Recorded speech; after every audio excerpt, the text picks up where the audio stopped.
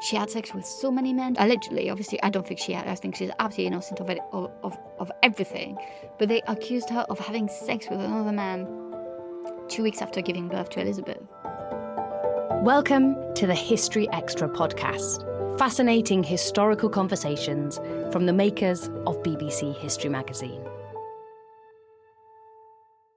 Anne Boleyn is one of the most famous queens in history. But what do we get wrong about Henry VIII's tragic second wife?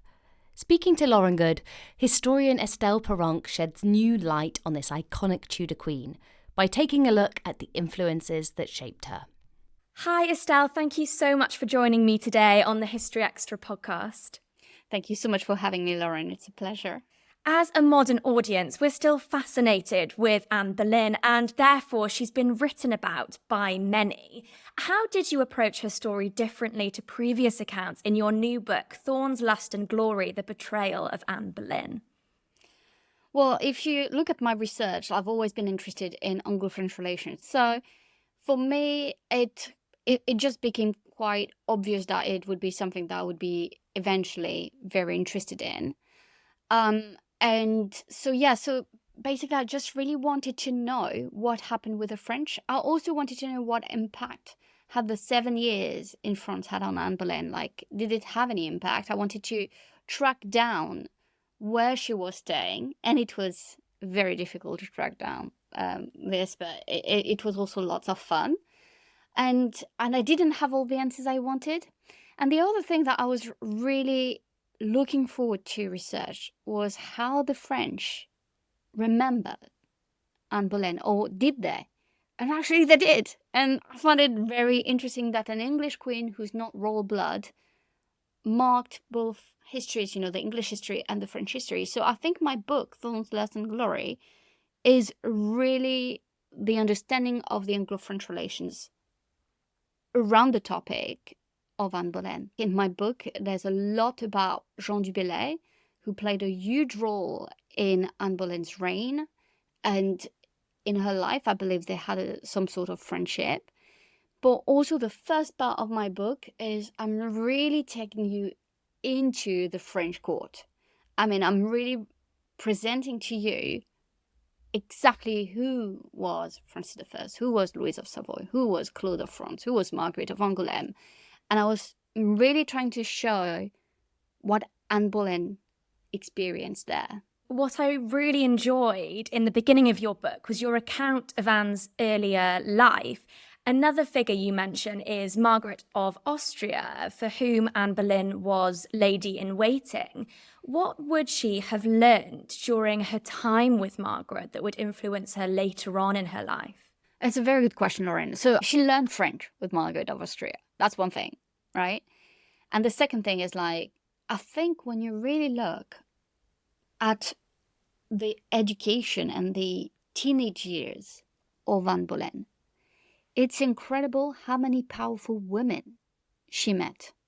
Margaret of Austria was very much in control of her court. Obviously, she was working, with her nephews, but she is extremely powerful. She has a voice. She knows what she's doing. And that must have intrigued Anne Boleyn. And then she went to France, and you have Louise of Savoy, and you have Claude of France. And we say Claude of France is just this weak woman. She had 7 pregnancies. She's not weak. She's like a warrior. She's a survivor. She's amazing.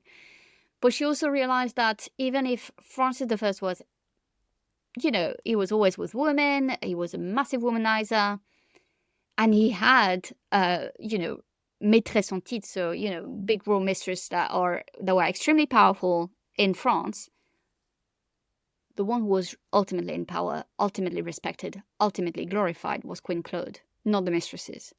And here, I think, we have an experience where she saw that when you're a royal mistress, yes, you'll get wealth, you get lands, you'll get titles, you'll get the man, but your kids will not be legitimized. And even if they are, they're not, the heir to the throne. And so she saw that the ultimate power was through the title of being queen.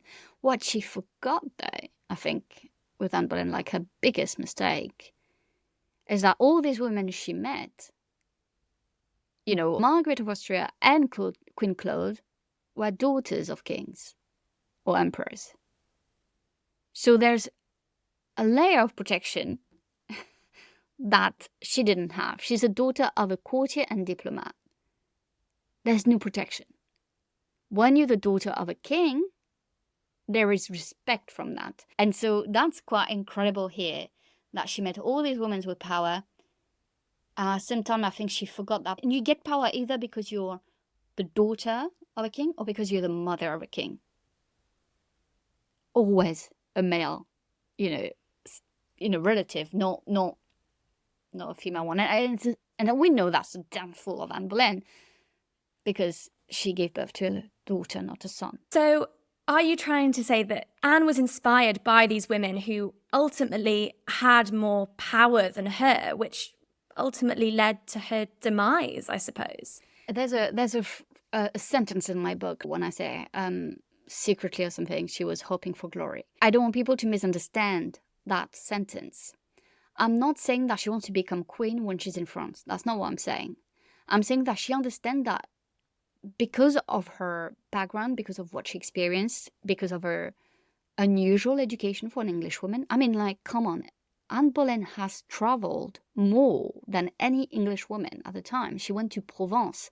She saw the victorious, king coming back from Marignano in October 1515. It's something that must have really marked her brain. So when she came back, she probably wanted to have a husband that would help her family to get in higher positions, because she understood how the court was working. That's what I meant by glory. Now, I'm not saying that because Anne Boleyn met all these women, she wanted to become queen herself. I'm saying that they influenced the way she was thinking. I think she didn't see herself as just a simple English woman who'd become another lady-in-waiting for Catherine of Aragon, and then if there's an interest on her, because that's what happened, right? She didn't pursue Henry VIII. That's one thing. Sorry, I don't want to get annoyed here, but that's one thing that actually annoys me, is that people are saying that Anne Boleyn is a homewrecker. She didn't come after Henry. He came after her, and she refused to just be another mistress. Good on her. I mean, I'm sorry, but she refused to be just a second woman. She basically said, you want me, you have me, but you can't have both of us. How is it that bad? Sorry, I'm sorry, but yes, then obviously it's not very nice for Catherine of Aragon, but it's the man who's seeking another woman here. But when you really think about it, and that's why Anne Boleyn is so modern, she's saying, you have me, or you have her, but you can't have both. It's very modern. It's very, very modern. She came into a place where okay, you're ruining my ability to get up in the society, at court, and you ruin my marriage prospect. You want me.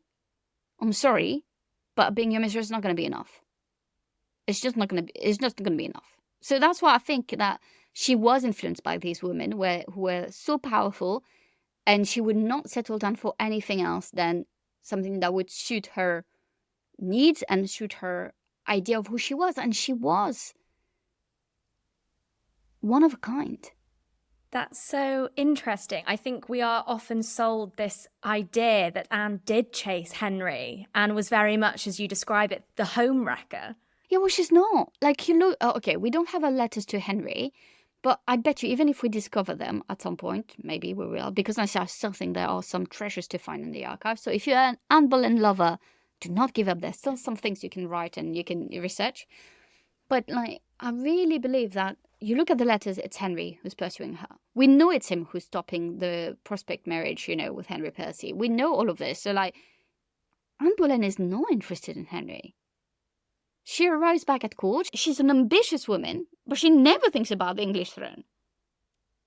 It's when he wrecks her life and says, no, you can't marry this man, you can't do this, you can't do... She's like, whoa. What are you offering me here? Oh, being in your bed. I don't think it's going to be good enough. I deserve more. And I deserve more because I am more than any woman you've met before. And that's why, like, there's something, sorry, I get so passionate about it. And, I really love also Catherine of Aragon. I think we need to stop pitting them against one another. Yes, they are biggest rivals. No, Anne Boleyn was not nice to Catherine and Mary. Mary and Catherine were not nice to Anne Boleyn. That's normal. They wanted the same man, right? Like Mary, she was seeing her family unit being destroyed. She's not going to like that woman. Of course not. That makes sense. But Anne Boleyn is also like, well, you want me, so stop being with them. Like, it just, when you look at all parties, it all makes sense. So when people are like, well, but Anne Boleyn is not a nice person. Well, duh. She's not going to be nice to the man, the husband of the woman she's working for, is coming after her. She doesn't want to be the second woman. Good for her. It's such an interesting outlook, and I love that idea of viewing the wider picture rather than just Anne, and perhaps assessing how she was treated as well as how she was treating others. I think that's a very important perspective. Lauren, you know what? We love Anne Boleyn. We love Anne Boleyn because she's relatable. There is such an obsession with her because she's not perfect. People don't like perfect people. Anne Boleyn will love her because she has a bad temper. She made enemies. She went with the husband of another woman. It's like, in a way, there's a lot of things that don't go well for her. At the same time, she's so intelligent. She's so fierce. She's so fearless. She's so loyal. She's such a loving mother. There are so many things about her that makes her like, oh my God, I don't want someone perfect. I don't want someone who steps in the role of a queen and of a wife in a perfect way. I think that's why sometimes people don't really want to remember Jane Seymour, also because she has such a short reign, unfortunately for her. But I just think that Anne Boleyn is in many ways a modern woman. She's definitely such a fascinating character. I'd like to just examine, you cover it in the book, but how did Anne actually come to marry Henry? Well, that's a very complicated, honestly, it's years and years of back and forth. And again, I want people to understand this. We feel like Anne Boleyn is pushing for, you might disagree with me, but I think it's going to be very hard because we have some sources here. People think that Anne Boleyn is often responsible for the break with Rome. We couldn't be more wrong here. She's not responsible for it, because when you see how much she tries for the Pope to agree, to the point where, and why is she like that, is because obviously the French who support her are extremely Catholic. And themselves, they don't want to upset the Pope. It's not in their own agendas, it's not in their own advantage. So Anne Boleyn, at times she's like, oh yes, let's do it anyway, even if he doesn't want it, if the Pope is not going to recognize us. But she said that out of frustration. She's tired of waiting because she became the second woman. Something she didn't want to be, she is. And you know what I believe as well, Lauren, is that I believe that all these years where he chased her, all the love letters we have, so 1527, 1528, she probably fell in love with him and still refused herself to him and was like, and I don't want to be mean here, but she probably was thinking, I'm not getting any younger. So the more we wait, all this game, because when we look, 1527, so it started even before the interest, right? And then 1527, she's the mistress. They don't sleep together or anything, but she's the other woman. And then we move to, but she'll give birth in 1533. 6 years, if not 7 years. And when you're a woman, you think about these things, especially at that time. I believe she was born in 1501. So, for me, it makes sense on so many levels. Everything makes sense. And why it would be much harder after having a first baby, because she probably was in her 30s And we don't talk enough about this, but some women can struggle having a second baby. But also, obviously, the pressure because she didn't have a boy. That probably played a big role on this as well. But here we have a woman who probably fell in love with the man who's going to be her murderer. And, sorry, just that storyline is like, it broke me when I wrote the book. Also, we have this idea like that she wanted the break with Rome when actually she tried very hard for the Pope to recognize her union. But then she saw that, it was a dead end because the forces, Charles V had the Vatican under his control. So she really thought, but she waited for the French. She waited for their advice. And then when it happened, that's when it's become very difficult between her and the French. Because she went too far. She's creating problems for them now. It went too far. Like, they didn't want to be allies with people who broke with Rome, so Henry and Anne. And that must have put her in such a vulnerable position. She's in a vulnerable position in court, and now the French are also saying, I don't know if I want to support you anymore. It is. It put her in such a difficult position. It was so difficult for her.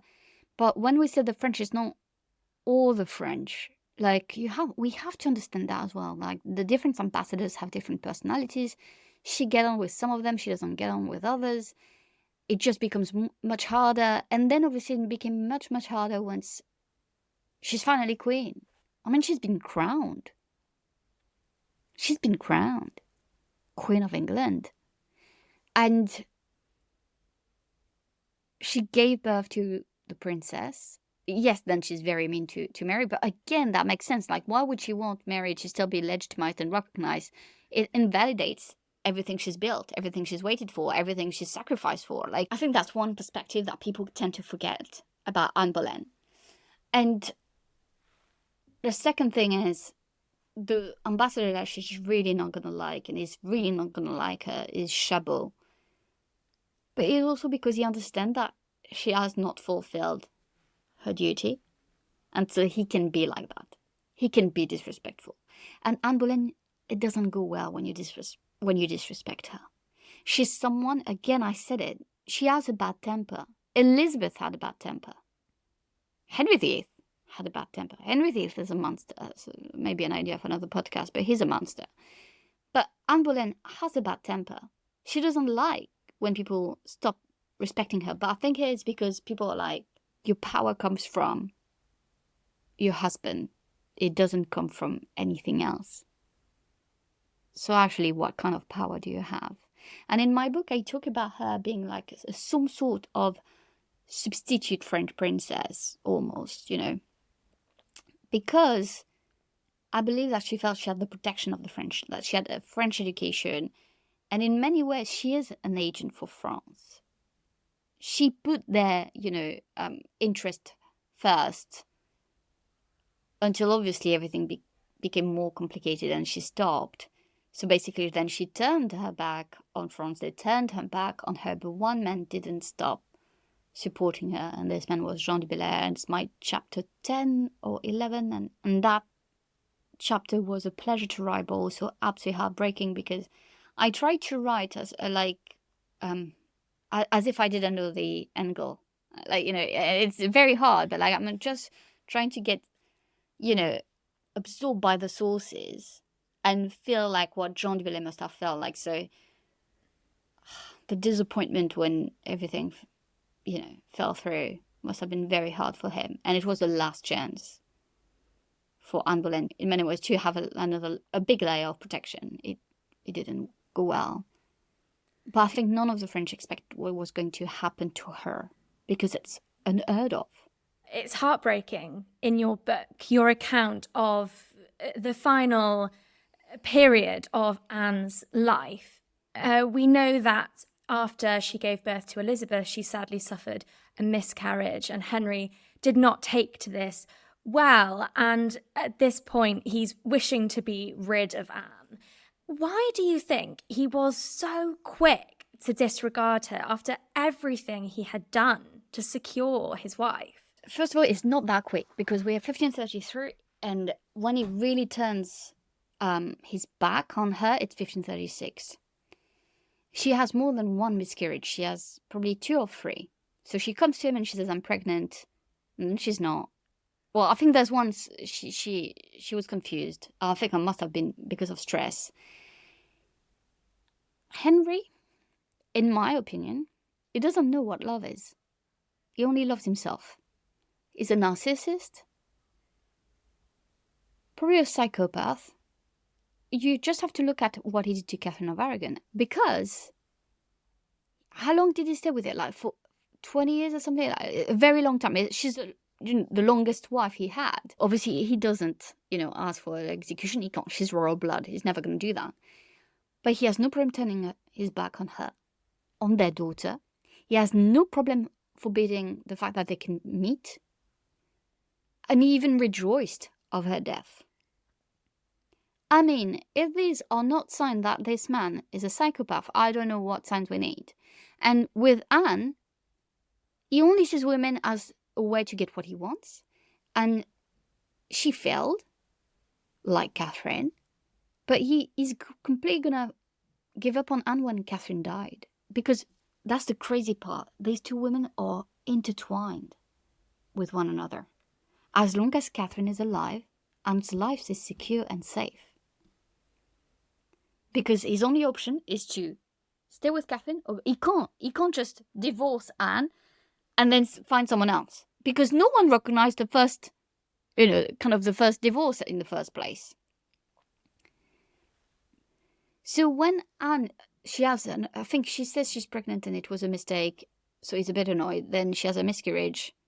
There are also moments where they're happy together. Natalie Krininger, who has a beautiful book about this, I think it's on the year 1535, and you have moments where they're close again together. They're trying, and of course they're close because Anne Boleyn is going to be pregnant and she's going to lose a baby, so they must have been pretty close for this to happen. But in 1536, January, 2 massive events happen that are going to seal the fate of Anne Boleyn. One way or another, they're going to get rid of her. So the death of Catherine of Aragon, and then her miscarriage of a son. And I don't think she realized that. I don't think she realized the gravity of it, the seriousness of it. But because no one could. You know what's crazy is that she thought that, like in April, she thought that they were supposed to go to Dover, Rochester, somewhere together. And then the day they're supposed to go, actually, no, she's going to realize something is going on at court.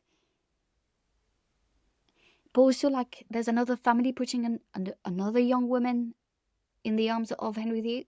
And she gets very jealous because she knows she can't let him have mistresses because her superpower is their love, is their attraction for each other, is a passion for each other. She's not bringing a dynastic alliance with her. She tried in many ways, but it failed. It fell through because they had to break with Rome. So it means the French can't support her, and it can't be that substitute dynastic alliance that, would have secured her. So it's so interesting. And then obviously on the 2nd of May, 1536, she was brought to the Tower. And the accusations are mad. Absolutely mad. The trial is crazy. She had sex with so many men. She had sex 2 weeks after, allegedly. Obviously, I don't think she had. I think she's absolutely innocent of it, of everything. But they accused her of having sex with another man 2 weeks after giving birth to Elizabeth. The things that are so hard to read as well when you read the source is like, she violated her brother's mouth. She put her tongue in his mouth. And you imagine Anne Boleyn being accused of all these things. She has no representation, no one defending her, 12 men around her who clearly want her dead. She's accused of high treason for a stupid phrase she said, as if she wanted Henry to die. Like, insane, absolutely insane. We know, I really believe she loved him. And also she got her power from him. It would make no sense for her to lose her husband this way. And can you imagine like being accused of all these crazy things? And all she said is like, okay, basically I'm paraphrasing, but she's, okay, I understand. He wants my head, he wants me dead. But please, whatever you do, save these innocent men. They've never done anything. And here you have Anne. Loyalty, kindness. You don't have just this bad-tempered, all her bad sides. She was extremely kind, compassionate. And I think what really broke her was obviously all these men who died, one of them being obviously her brother. All because of all these lies. They needed to make it like as if she was absolutely awful for the popular opinion to follow. Gosh, yeah, these sources broke me. It's so heartbreaking just to read that section of your book. What really interested me, clearly Henry VIII was king, but do we have any insight into how he actually persuaded all these people to condemn a woman of, as you say, these ridiculous crimes while she was also protesting her innocence? Was it just a case of them blindly following their monarch? I think she wasn't liked. I think she was a problem. I think they didn't like the fact that she had so much influence on him. She didn't like the fact that she was a woman who had a voice. She's not the typical wife or consort that you just want to shut up and have sons. She's actually telling you what you should do. She's entertaining ambassadors. She has an opinion. She has a voice. And men don't like that. It was, oh my God, when is the opportunity to get rid of her? And obviously there's Cromwell. I really believe that, of course, like you can say, oh, but Henry VIII wanted her gone. But for Cromwell, he really helped. He really pushed her. It's like, yeah, I'm going to give you what you want. And so we have these men who, I believe, it served their own interest to get rid of Anne, to get rid of the Boleyn. You have to think about, like Henry VIII, his court was about factions and different factions. And if you got rid of the Boleyns, then another faction could rise. So it made sense for everyone to get rid of not only Anne, but George. Like, you made sure that the Boleyns would never return. Like, there's no way. Like, their name is tainted. You've crushed a whole family. There's another thing that I wrote in my book. It's when she said she thought about her mother. What is she going to think? And I thought about Elizabeth Boleyn losing her son and a daughter.